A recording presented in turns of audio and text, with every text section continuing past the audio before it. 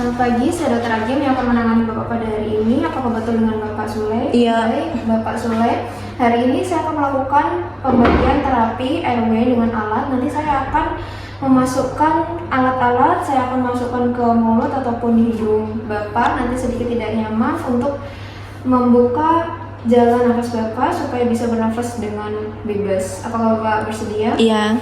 Selanjutnya, saya akan meminta pertolongan fasilitas kesehatan terdekat, kemudian melakukan pengecekan kesadaran menggunakan GCS-nya, kemudian melakukan evaluasi airway, look, listen, dan juga feel. Saya akan melihat, melihat gerakan nafas dan pengembangan dada dari sisi samping. Kemudian lisan, saya akan mendengarkan hembusan nafas dengan mendekatkan telinga pada hidung dan juga mulut.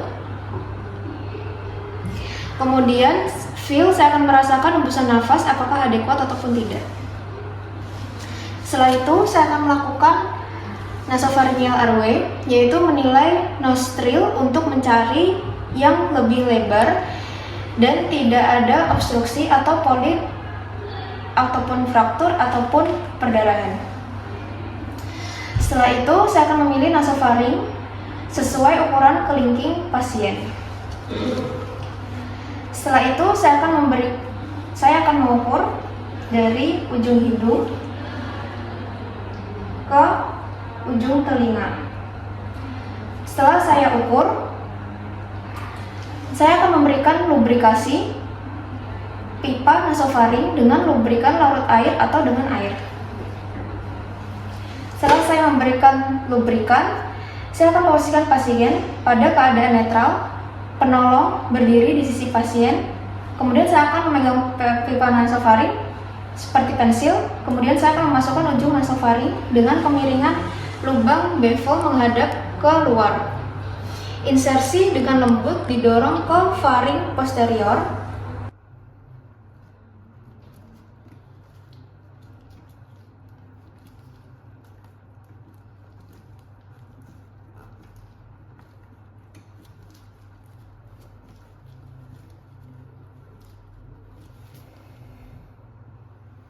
Bila terdapat hambatan saat insersi, saya akan mengeluarkan pipa dan mencoba insersi pada sisi sebelahnya. Kemudian, bila pipa nasofaring menyebabkan pasien batuk ataupun muntah, tarik pipa untuk meredakan batuk, kemudian lanjutkan fiksasi pipa. Kemudian, evaluasi ulang untuk memastikan jalan nafas pasien yang paten. Saya akan melakukan oropharyngeal airway. Saya akan menentukan ukuran oropharyngeal airway yang akan digunakan. Kemudian saya akan mengukur.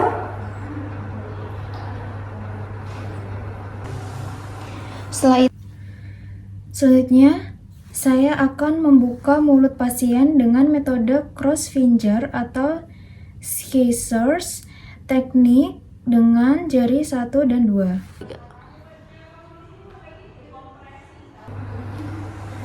Setelah masuk ke dalam mulut, saya akan merotasikan 180 derajat dengan ujung distal pada hipopharyngeal.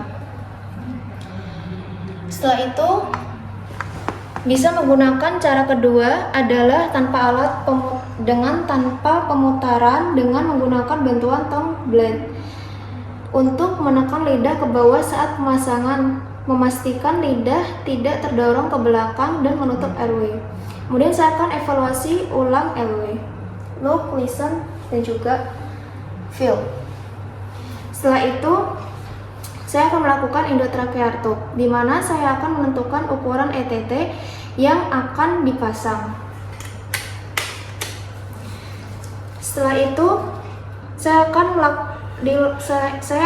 setelah saya menentukan ukuran ETT yang akan dipasang, saya akan melakukan pemasangan pulse oximetry SpO2 bila ada kemungkinan, berikan ventilasi tekanan positif dan oksigenasi. Posisikan pasien sniffing the morning air position, leher sedikit fleksi, kepala ekstensi. Satu bantal diletakkan di bawah kepala. Saya akan melepaskan Kemudian saya akan melepaskan oropharyngeal airway jika sudah terpasang. Setelah itu, tangan kiri saya memegang laryngoskop, kemudian saya akan memasukkan secara gentle pada sisi kanan mulut di atas lidah. Singkirkan lidah ke kiri, cari epiglottis, tempatkan ujung bilah di valvula. Dengan elevasi laryngoskop, hindari mengungkit gigi bagian atas. Hal ini akan mengangkat epiglottis sehingga plika vokalis terlihat, warna lebih pucat. Bila tidak terlihat, minta bantuan asisten untuk lakukan BURP, manuver back upright pressure, pada kartilago krikoid sampai terlihat plika vokalis.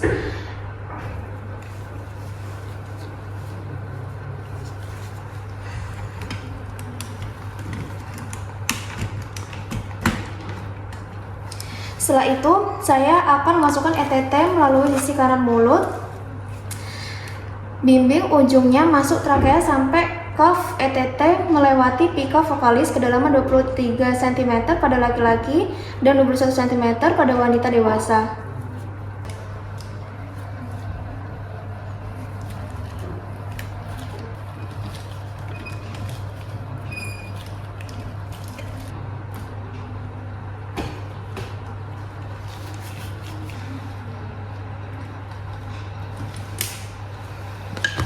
Saya hubungkan pipa ET dengan alat ventilasi seperti back valve, mask, dan yang terhubung dengan oksigen flow 10-12 liter per menit. Kembangkan cuff ETT secukupnya sampai tidak ada kebocoran udara dengan fluid 20 cc berisi udara.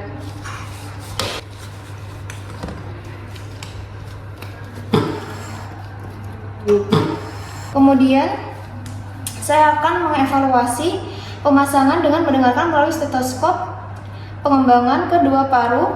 Bila yang terdengar suara pada salah satu paru berarti masuk ke salah satu bronkus. Kempeskan cuff dan tarik ET. Ulang evaluasi, jika terdengar sama pada kedua paru berarti sudah benar. Kembangkan cuff. Bila dada tidak terlihat mengembang dan pada auskultasi terdengar gurgling di epigastrium berarti terjadi intubasi esofagus, maka kempeskan cuff dan tarik ET.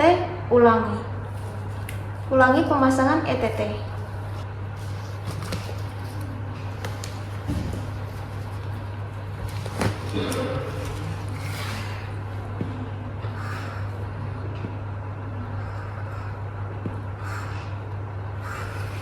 Pada pasien ini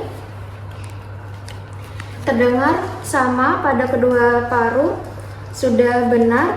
Kemudian saya akan mengembangkan cuff.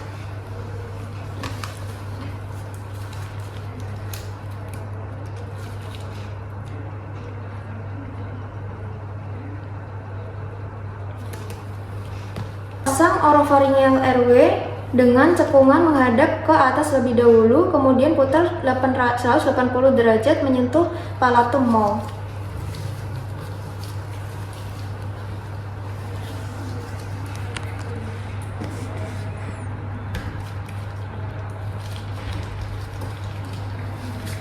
Setelah itu, setelah yakin ETT masuk dalam trakea dan suara nafas terdengar sama pada kedua paru, kemudian fiksasi ETT dengan plester. Evaluasi ulang airway.